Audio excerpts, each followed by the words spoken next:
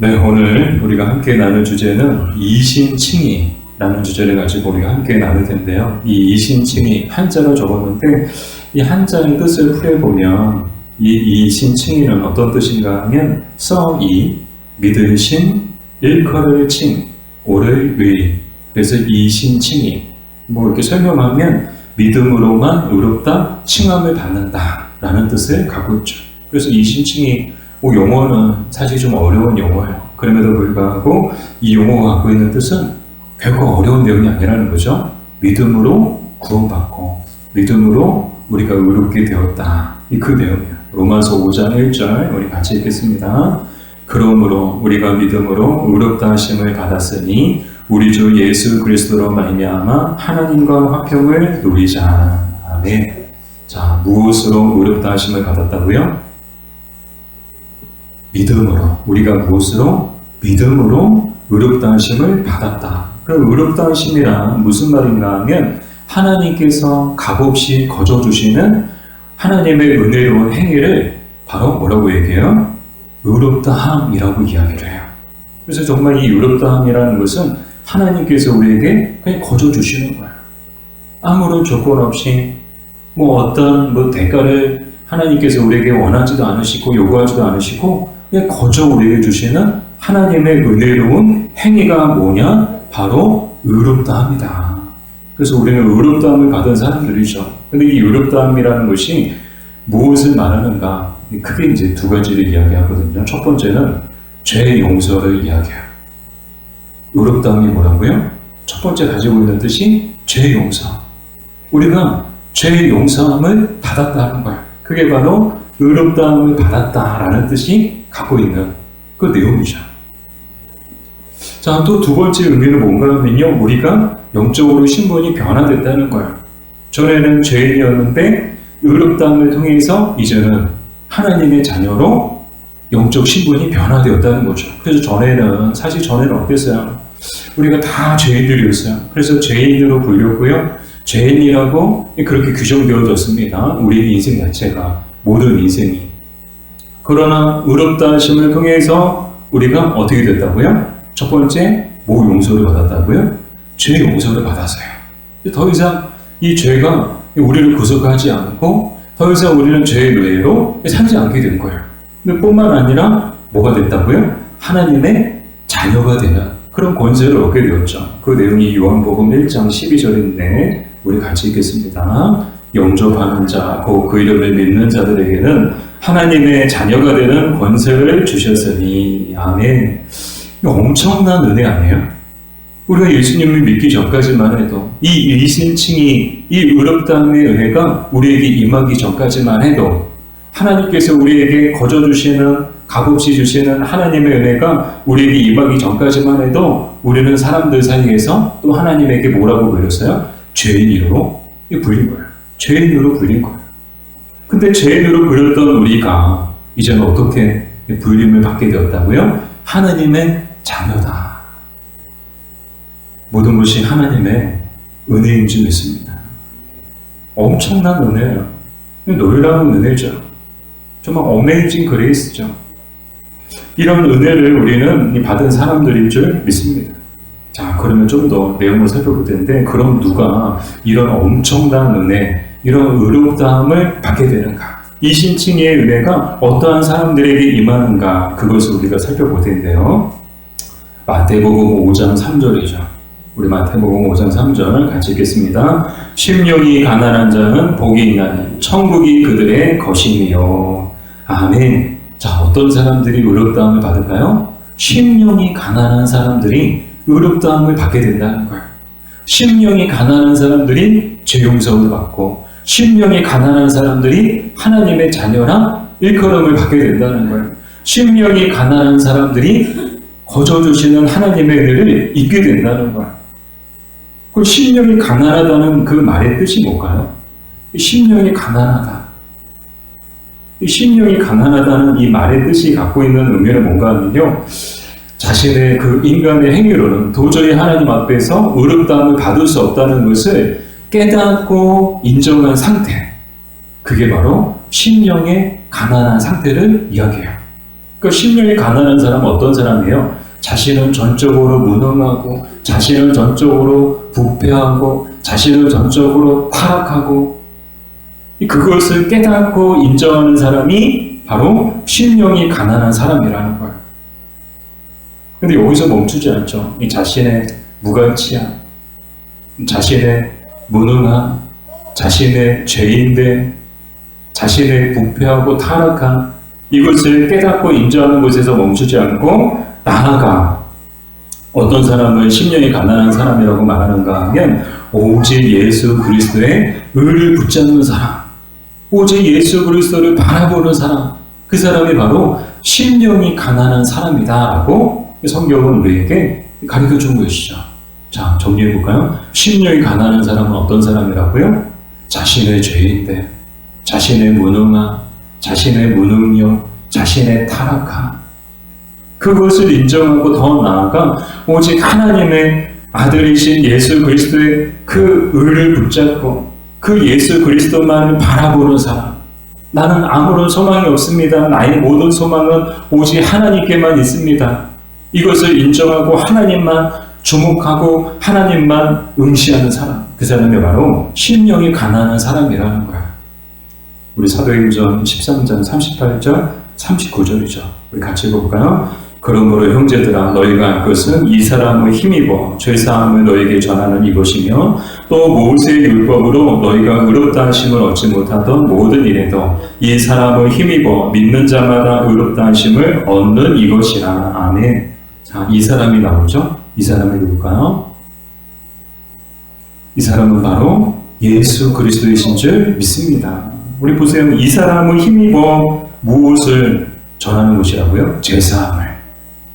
예수님을 통해서 우리가 죄사함을 받았죠. 죄에 대한 용서를 받았죠. 더 나아가 이 사람을 힘입어 믿는 자마다 의롭다 하심을 얻는 이것이라. 예수 그리스도를 믿는 자마다 의롭다, 죄 용서를 받고 하나님의 자녀가 되는 권세를 받게 되었다는 거예요. 그래서 심령이 가난한 사람의 특징은 뭔가 하면 철저하게 자기를 부정하는 사람이에요. 나는 아무것도 아닙니다. 나는 아무런 능력이 없습니다. 저는 죄인입니다. 머리부터 발끝까지 저는 죄로 가득합니다. 머리부터 발끝까지 태어날 때부터 저는 죄인이고 영원한 죄인입니다. 저에게는 아무런 능력도 없고 저에게는 아무런 힘도 없고 저에게는 아무런 소망도 없고 나의 유일한 소망은 오직 하나님의 아들이신 예수님밖에 없습니다. 아멘.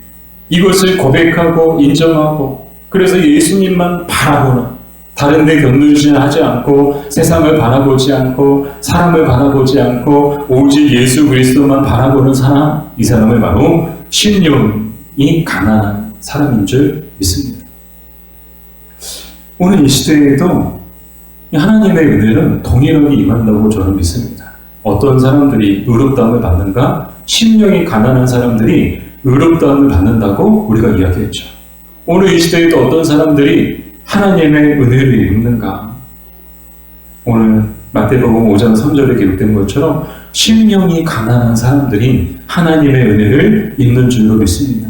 심령이 가난한 사람들이 하나님의 능력을 입는 줄로 믿습니다. 심령이 가난한 사람들이 하나님의 그 힘과 또 하나님의 역사하심을 보게 될 줄로 믿습니다. 당연한 거예요.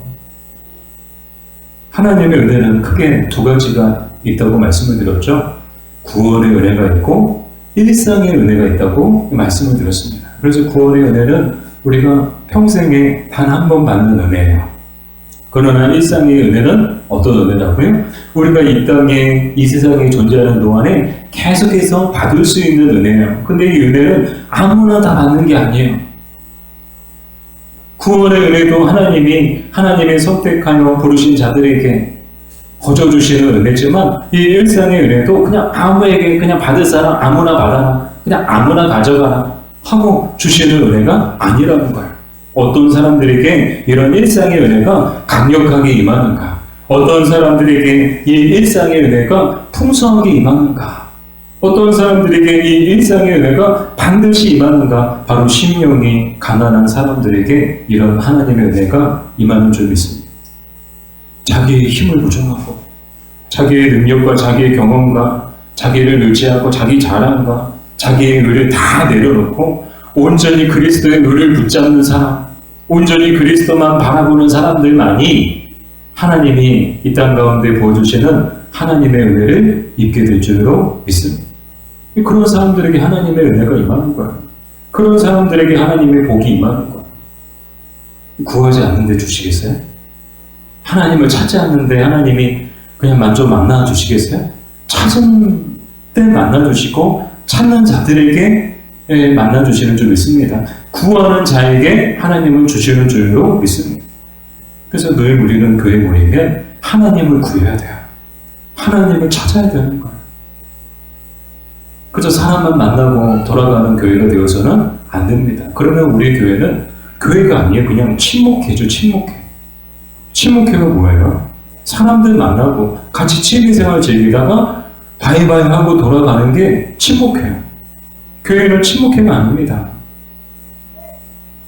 교회는 하나님을 만나는 곳이에요.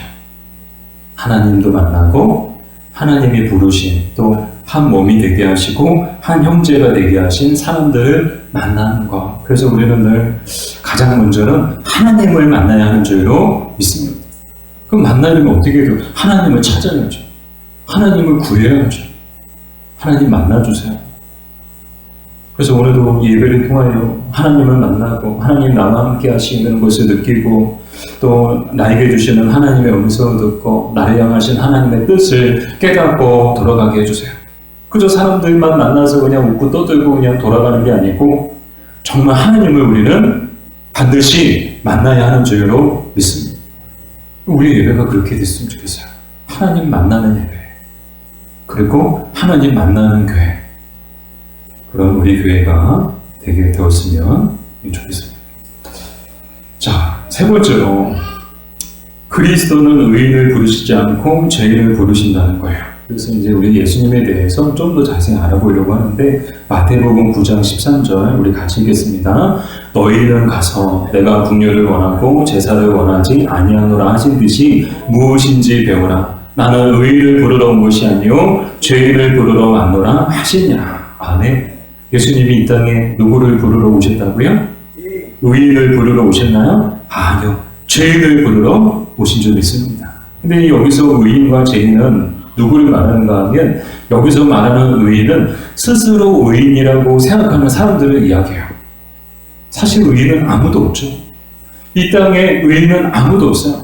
나는 의롭다라고 생각하지만 그건 자기가 생각할 때요. 자기 보기에 그런 거예요. 또 어떤 사람은 정말 성자처럼 성인 군주처럼 살아가는 사람들도 있어요. 저 사람은 정말 의인이야. 저분은 정말 의인이야. 그렇게 말하는 사람들이 있어요. 사람들 보기에 의인이지 하나님 보시기에 의인은 아닌 거야. 하나님 보실 때 의인은 아무도 없다는 거야. 전에도 없었고 지금도 없고 앞으로도 없어요. 이 땅에 존재하는 또 존재했던 많은 사람들, 앞으로 존재하게 될 많은 사람들, 그 사람들 중에도 하나님 보실 때 의인은 아무도 없다는 거야. 그래서 여기서 의인은 스스로 의인이라고 생각하는 사람들, 착각이죠. 그런 사람들을 부르러 온 것이 아니고 누구를 부르러 오셨다고요? 죄인을 부르러 오신 줄 믿습니다. 이 죄인은 누구를 말하는 거예요? 스스로를, 자기 스스로를 죄인이라고 생각하는 사람들을 죄인이라고 이야기하는 거예요. 여러분은 어떻게 생각하세요? 여러분 스스로를 늘 하나님 앞에서 늘 죄인이라고 여러분 생각하시나요? 여러분 늘 하나님 앞에서 나는 어떤 사람이라고 여러분 생각하시나요? 우리는 영원한 죄인이에요. 도저히 용서받을 수 없는 죄인들이에요. 이런 죄인들을 하나님이 어떻게 해주셨어요? 의롭다고 칭해 주신 거예요. 죄 용서해 주시고 하나님의 자녀가 되는 권세를 우리에게 주신 줄로 믿습니다. 그래서 우리에게는 죄인이지만 어떤 차이점이 있는가? 뭐가 다른가? 다른 것이 뭔가 하면 우리는 회개한 죄인들이요. 구원받은 죄인들인 줄 믿습니다. 죄인이에요. 이거 변하지 않아요? 하나님 앞에서 우리는 영원한 죄인이에요. 그럼에도 불구하고 우리는 어떤 죄인들이라고요? 죄 용서함을 받은 죄인들이고 구원받은 죄인들이고 회개한 죄인들이다라는 거예요. 이것이 엄청난 차이가 있어요. 다 죄인이에요. 다 죄인들이에요. 그러나 어떤 사람들이 구원을 받고 어떤 사람들이 하나님 나라에 들어가나 말씀을 들었죠. 천국도 하나님의 나라도 다 죄인들이 가는 곳이다. 지옥 또한 죄인들이 가는 곳이다. 다만 차이가 있다는 어떤 차이가 있다고요? 지옥은 회개하지 않은 죄인들이 구원받지 못한 죄인들이 가는 곳이 지옥이고, 천국도 죄인들이 가는 곳인데 회개하고 죄 용서함 받고 구원받은 죄인들이 가는 곳이 천국이다라는 거예요. 이 엄청난 차이가 있는 거죠. 이 모든 이 하나님의 거저 주시는 이 은혜가 누구를 통해서 우리에게 임했는가? 누구를 통해서 우리에게 임했을까요? 예수님을 통해서 우리에게 임한 줄로 믿습니다. 예수님 덕분에 우리가 죄 용서를 받고 예수님 덕분에 오늘 우리가 하나님의 자녀가 된 줄로 믿습니다. 또한 예수님 덕분에 하나님이 우리 기도를 들어주시고 예수님 덕분에 오늘도 하나님이 우리 예배를 받아주시고 예수님 덕분에 오늘도 우리가 하루하루 일상의 은혜를 누리며 살아가고 있는 줄 믿습니다. 다 예수님 덕분인 거예요. 누구 덕분에 사람 찾지 마세요. 물론 사람을 통해서 은혜를 받기도 하고 또 하나님의 은혜의 통로로 또 사람들이 도구로 사용되기도 하지만 그 뒤에서 보이지 않는 손길로 늘 우리의 삶을 붙들어 주시고 우리의 삶 가운데 풍성한 은혜를 공급해 주시는 분은 바로 예수님이신 줄 믿습니다. 예수님이 보이지 않는 곳에서 늘 우리를 위해서 기도하시고 늘 우리를 돌봐주시는 줄 믿습니다. 그 예수님이 죄인을 부르러 오셨다는 거예요. 그 죄인을 불러서 무엇 하려고 오셨느냐. 이사야서 61장 1절에서 3절까지 말씀을 우리 같이 읽겠습니다. 나를 보내사 마음이 상한 자를 고치며 포로된 자에게 자유를 갇힌 자에게 노임을 선포하며 슬픈 자를 위로하되 슬퍼하는 자에게 화가를 주어 그 죄를 대신하며 기쁨의 기름으로 그 슬픔을 대신하며 찬송의 옷으로 그 근심을 대신하시고 그들이 의의 나무 곧 여호와께서 심으신 그 영광을 나타낼 자라 일컬음을 받게 하려 하심이라. 아멘. 계속 띄워주세요. 자, 어떤 사람을 고치고 마음이 상한 자를 고치고 죄인들 중에는요 별의별 죄인들이 참 많아요. 예전에 영화 이렇게 우리나라를 대표하는 우리 남자 배우들이 주연했던 영화죠. 좋은 놈, 나쁜 놈, 이상한 놈 이라는 영화가 생각나는데 죄인들도 보면요 여러 가지 죄인들이 있어요. 이 여러 가지 죄인들 속에는요, 마음이 상한 자도 있고, 포로된 자도 있고, 갇힌 자도 있고, 슬픈 자도 있고, 괴로운 자도 있고, 그런 여러 가지 사람들이 있어요. 그런데 이 죄인들을 불러서 예수님이 하시고자 하신 것이 무엇이냐? 바로 마음이 상한 자는 고쳐주시고, 포로된 자는 자유를 주시고, 갇힌 자에게는 노임을 선포하고, 슬픈 자는 위로해 주시고, 그래서 슬퍼하는 자에게 화관을 주셔서 그 죄를 대신하시고 또 기쁨의 그릇으로 채워주시고 찬송의 옷을 입혀주시고 그것이 예수님께서 죄인들을 불러서 하시는 사역이다라는 거예요. 예수님이 이 땅에서 오신 일이 어떤 일이셨어요? 공생의 사역 동안 예수님이 하신 일이 어떤 일이셨나요? 똑같은 일을 하셨어요. 육신의 질병 가운데 있는 사람들이 예수님께 나아가면 다 누구도 예외 없이 모든 사람들이 다 병고침을 받은 줄로 믿습니다. 귀신이 떠나간 줄로 믿습니다. 죽었던 사람도 다시 살아난 줄 믿습니다. 이 원리는 똑같아요. 오늘 시대에도 예수님만 바라보고 정말 심령이 가난한 가운데 예수님만 바라보며 나아가는 자들은 어떤 질병도 이 하나님의 주권과 섭리 가운데 고침을 받게 될 줄로 믿습니다. 악한 귀신을 여기 데려다가도 예수님만 바라보고 우리 심령이 가난해질 때 그 우리 안에 우리 주변을 둘러싼 어둠의 영들 귀신의 영들이 반드시 떠나갈 줄로 믿습니다. 죽어가던 사람도 다시금 살아나는 역사가 예수님을 바라보는 사람들에게 심령이 가난한 자들에게 임한다는 거예요. 예수님이 하시는 일이 바로 그런 일이다라는 거예요. 사랑하는 여러분, 하나님이 오늘 저와 여러분을 부르신 이유도 동일하신 줄 믿습니다. 우리의 죄를 용서해 주시고 우리 가운데 마음이 상한 자를 고쳐주시며 슬픈 자에게 기쁨을 주시고 근심 대신 찬송을 주시기 위해서 하나님이 오늘 저와 여러분을 이곳에 부르신 줄로 믿습니다. 여러분 마음이 어떠세요? 여러분의 마음은 어떠신가요? 여러분 어떤 죄를 갖고 계신가요? 여러분의 죄가 뭔가요? 이 시간 우리의 마음을 하나님 앞에 다 토하고 이 시간 우리의 어떠한 죄든지 그 죄를 하나님 앞에 토설할 때 어떠한 죄도 반드시 용서함을 받고 또 우리 마음에 그 상한 것도 반드시 주님이 고쳐주실 줄 믿습니다.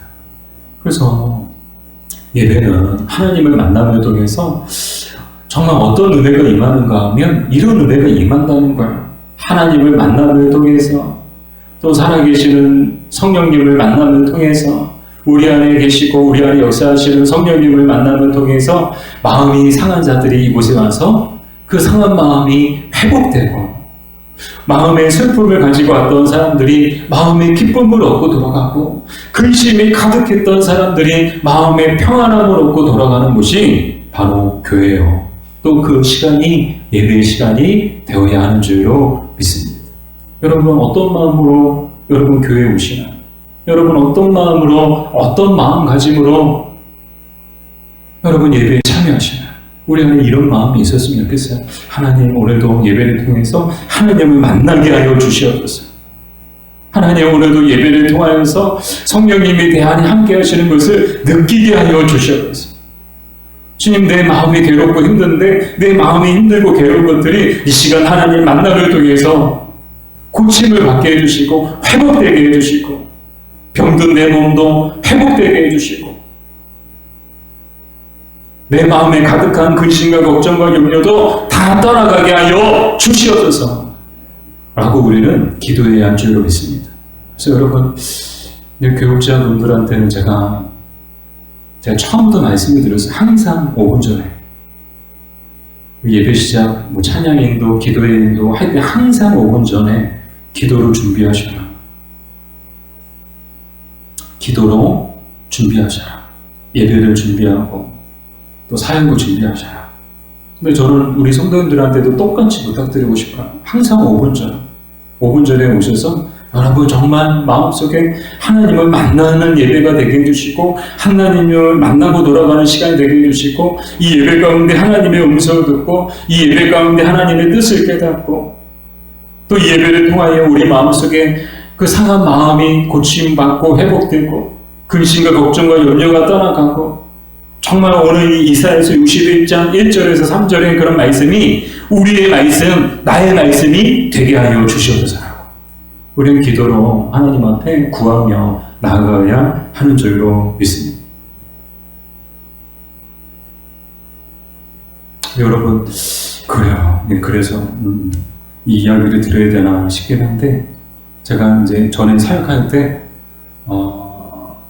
이렇게 오후 예배를 항상 제가 인도했거든요. 그럼 오후 예배가 2시 반에 시작을 했어요. 그러면 3시 반쯤 끝나요. 항상 이제 2시 반에 시작을 하거든요. 그러면 항상 2시면 무조건 올라가요. 30분 전에 올라가서 30분 동안 기도하고 그러고 나서 오후 예배 인도를 했어요. 딱 30분 설교하거든요. 30분 설교하기 위해서 30분 기도하고 강단에 올라갔어요. 이게 청교도들이 했던 기도의 또 경건의 모습들이었거든요. 근데 그때 그런 은혜, 그런 기도함을 통해서 하나님의 도우심을 구하고 하나님의 은혜를 구하고 그렇게 하나님 앞에 기도하며 나가더니 하나님께서 그 오후 예배 가운데 하나님의 은혜를 막 부어주셨어요. 그래서 정말 하나님의 은혜가 막 느껴지는 그런 예배를 드렸던 기억이 나요. 여러분, 예배를 통해서 하나님의 은혜를 누리기 원하시나요?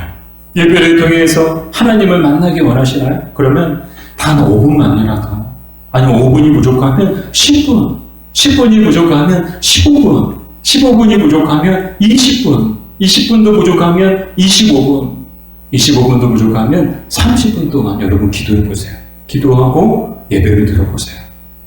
주일이든 수요일이든 금요일이든 그 모든 예배 가운데 여러분 정말 하나님 만나는 예배가 되게 해주시고 하나님 음성을 듣게 하시고 내 문제가 해결되게 해주시고 이런 간절한 마음을 가지고 하나님 앞에 나아갈 때 그 은혜, 그 예배 시간은 반드시 은혜의 시간이 되고 그 기도대로 응답받게 될 줄로 믿습니다. 우리 교회가 그런 교회가 됐으면 좋겠어요.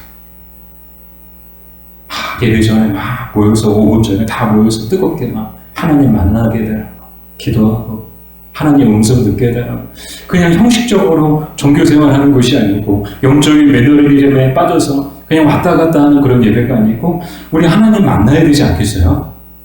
여러분, 하나님을 만나지 않고 오늘 우리가 어떻게 하나님의 자녀라고 말할 수 있습니까? 오늘 어떻게 우리가 하루하루를 살아갈 수 있겠습니까? 생각해보면 당연한 건 아무것도 없어요. 건강도, 가정도, 사역도 당연한 것은 아무것도 없죠. 다 하나님의 은혜를 우리가 입으면서 살고 있는 거예요. 바라기는 이 은혜에 대한 사모함을 가지고 날마다 하나님 앞에 기도하며 또 하나님을 구하며 나아가는, 그래서 하나님을 반드시 만나고 또 하나님의 은혜를 체험하는 여러분들 되기를 바랍니다. 네 번째, 마지막으로 칭의와 관련하여 인간은 네 종류로 나누는데요. 잠언 15장 8절 우리 같이 읽어볼까요? 악인의 제사는 여호와께서 미워하셔도 정직한 자의 기도는 그가 기뻐하시느니라. 아멘. 자, 악인의 제사. 악인도 제사를 드려요. 근데 여호와께서 미워하신대요. 정직한 자의 기도는 그가 기뻐하신대요. 자, 이 내용을 토대로 인간의 종류는 크게 네 종류로 나누는데 첫 번째 종류는 어떤 종류인가 하면요. 하나님을 전혀 모르고 우상 숭배에 파묻혀 있는 사람들을 이야기하죠. 그러니까 하나님을 모르고 하나님을 믿지 않고 하나님을 부정하고 철저하게 자기를 믿고 자기 힘을 의지하고 살아가는 사람들, 이런 사람들의 마음은 하나같이 부패하고 타락했어요. 이런 사람들에게는 선한 것이라고는 눈꼽만큼도 찾을 수가 없죠. 이런 사람들의 생각은 항상 악할 뿐이에요. 항상 생각하는 게 악한 생각. 이 악한 힘이 뭐예요? 하나님 없는 생각으로 가득하다는 거예요. 무엇이 악이에요? 무엇이 죄요? 하나님을 떠나고 하나님을 부정하고, 그게 죄고 그게 악이거든요. 항상 악할 뿐이다. 생각이 하나님 없는 생각으로 가득하다는 거예요. 오늘날 여러분 다 아시지만 세상이 얼마나 흉흉해요. 왜 그럴까요? 사람이 악하기 때문이에요. 하나님이 계신 것을 알고 하나님을 믿는다면 그런 죄를 저지를 수가 없어요. 세상이 이렇게 악할 수가 없는 거예요. 자, 두 번째 인간의 종류는 어떤 사람들인가 하면 예배에 참여하고 교회는 다니지만 불경건한 생활을 계속하는 자들. 입으로는 하나님을 고백해요. 그러나 행동으로는 부인하고 부정하는 자들을 이야기하죠. 한마디로 이름뿐인 신자들을 이야기해요. 그러니까 이름만 신자예요. 이름만 교회 다녀요. 이름만 기독교인이에요. 삶 속에서는 여전히 불경건한 하나님 없는 삶을 살아가요. 세상 사람들하고 똑같은 삶을 살아가는 사람들을 말하죠. 세 번째 종류는 여기서 더 나아간 사람들이죠. 사악한 마음을 가지고 종교적 외식을 하면서 살아가는 위선자들. 그들이 세 번째 종류예요. 그러니까 겉으로 봤을 때, 사람들이 봤을 때는 누구보다도 경건하고 누구보다도 믿음이 좋아 보이는데 속은 뭐예요? 속은 늑대, 양의 탈을 쓴 늑대와 같다는 거예요. 그 마음속의 동기가 온통 자기 영광, 자기 유의, 자기 만족을 위해서 신앙을 도구로 삼는 자들, 위선자들이죠. 사기꾼들이죠. 소명 없이 예수님을 믿고 교회생활을 하는 사람들, 소명 없이 사역을 감당하는 사역자들, 이들이 바로 어떤 사람들이에요? 종교적 위선자들이라는 거예요. 이 마지막 네 번째 인간의 종류는 어떤 종류인가 하면 하나님의 영으로 중생하여 경건한 생활에 관심을 가진 사람들을 이야기해요. 그러니까 하나님의 영이 임해서, 성령이 임해서 중생이 뭐예요? 거듭난 사람들, 영적으로 거듭난 사람들. 그래서 이 사람들의 관심은 뭐예요? 경건한 생활에 관심을 가진다는 거예요. 하나님 나라에 관심을 가진다는 거죠. 영의 것에 관심을 가진다는 거예요. 그래서 그 경건한 생활을 가지고 관심을 가지고 그 경건한 생활에 힘쓰는 사람들이 바로 네 번째 종류의 사람들이다라는 거예요. 이런 사람들은 예배와 또 훈련과 교제와 또 봉사와 전도와 구제에 힘쓰는 사람들이죠. 정말 믿음의 고백과 믿음의 삶이 일치가 되는 사람들이야. 이름뿐인 그리스도인들하고 달라요. 겉으로는 경건하고 속은 썩어 있는, 속은 나쁜 생각으로 가득한, 불순한 동기로 가득한 그런 위선자들과 또 달라요. 겉과 속이 같아요. 예배를 드려도 앞서 말씀을 드렸던 것처럼 정말 경건의 모양과 경건의 능력을 가진 사람들이죠. 예배만 힘쓰는 게 아니에요. 하나님 앞에 훈련받고 그리스도의 장성을 누릴 만큼 영적으로 자라기 위해서 늘 성경 보고 늘 경건에 힘쓰는 사람들. 더 나아가 봉사와 전도, 구제 그런 일들에 힘쓰는 사람들. 누가 시키지 않아도 힘쓰는 거예요. 전도합시다. 말하지 않아도 전도하고. 왜요? 하나님을 사랑하고 영혼을 사랑하니까. 하나님 나라에 관심이 있고 사명을 위해서 사는 그런 목적의식과 사명의식이 분명하니까 누가 시키지 않아도 구제해야죠. 선교해야죠. 말하지 않아도 봉사해야죠. 봉사해야 됩니다. 말하지 않아도 자원에서 나서서 하시는 분들. 그런 분들이 참 귀한 분들이에요. 제가 아는 집사님 한 분도 남자분이세요. 근데 정말 인생이 힘들고 어려운데 교회를 스스로 찾아 나가신 분이에요. 정말 마지막 지푸라기라도 잡는 심정으로 교회 문을 스스로 열고 들어가신 분이에요. 그래서 첫 예배 때 정말 하나님의 은혜를 뜨겁게 체험하고 그러고 나서 교회에서 이제 밥 먹잖아요. 밥 먹고 그런데 설거지가 막 쌓여있는 걸 보고 누가 시키지 않았어요. 그 집사님이 처음 왔는데 설거지를 자기가 해야 되겠다고 마음속에 마음을 먹고 설거지를 하신 거예요. 은혜 받으니까 누가 시키지 않아도 설거지를 하시는 거예요. 근데 지금까지 설거지를 하신대요. 좋게 한 7년에서 8년 됐거든요. 매주 설거지를 하신대요. 매주 설거지 하신다는 거예요. 왜요? 왜 그럴까요? 은혜를 받으니까. 정말 하나님의 영이 이 마음을 통해서 정말 하나님한테 거듭남의 은혜를 체험하고 그 하나님의 놀라운 은혜를 경험하고 깨닫고 나니까 도저히 가만히 있을 수가 없는 거예요. 아, 봉사해야 되겠다. 내가 이거라도 해야 되겠다. 이런 마음을 갖고 이 마음이 흔들리고 변하지 않고 지금까지 계속 하신다는 거예요. 근데 그 얘기 듣고 와, 참 대단하시다. 아, 우리 교회도 이런 분들이 많았으면 좋겠다. 우리 교회도 이런 분들 계시죠. 누가 시키지 않아도 열심히 봉사하고 누가 시키지 않아도 묵묵히 헌신하시는 분들이 우리 교회도 많이 계세요. 근데 그것이 변하지 않았으면 좋겠어요. 흔들리지 않았으면 좋겠어요. 누가 시켜서 하는 것이 아니고 정말 은혜 받음에 감사해서 그 은혜에 보답하기 위해서 열심히 예배하고 열심히 기도하고 열심히 봉사하고 교회에서 훈련 받는다 하면 그것이 어떠한 훈련이든 열심히 훈련받고 모든 일에 앞장서고 그런 성도들로 가득한 우리 교회가 되었으면 좋겠습니다. 자, 이 네 종류의 사람들에 대해서 말씀을 드렸어요. 이 부류 중에 구원받는 자들은 몇 번째일까요? 네 번째죠.